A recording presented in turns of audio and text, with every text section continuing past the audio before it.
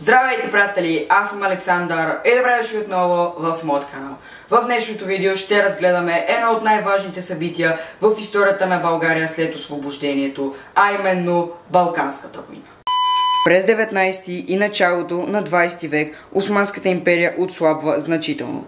Народите на Балканите, българи, сърби, гърци и черногорци се стремят да освободят своите сънародници, останали под османска власт, и да разширят териториите си.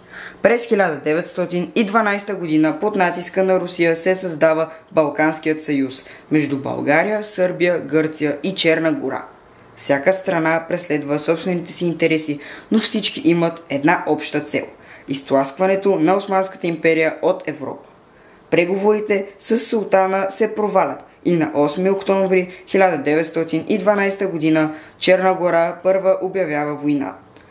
Останалите съюзници последват скоро след това. Войната започва на всички фронтове. Българската армия, най-силна в съюза, напада в източна Тракия и постига сериозни успехи. В битките при Лозенград, Любер-Бургас и Монархисар, октомври-ноември 1912 година. Българите струшават османските позиции и преместват фронта далеч в дълбочина. Сърбия настъпва през Косово и Санджак, докато Черна гора напада в Албания.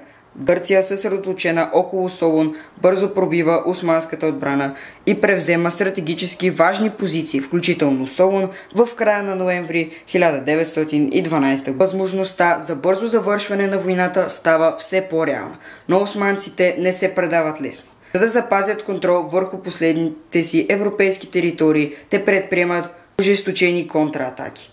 Ключова битка е обсадата на Одрин през март 1913 година.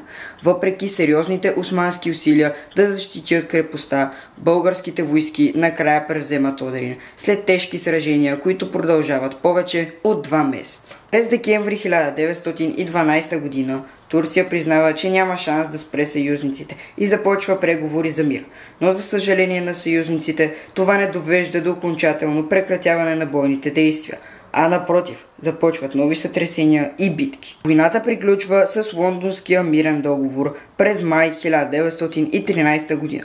Османската империя губи почти всичките си територии в Европа. България получава Одринска Тракия, Сърбия и Гърция разширяват териториите си в Македония, а Черна гора анексира части от Северна Албания. Резултатът е драстична промяна на политическата карта на Балканите и окончателен край на османското господство в региона.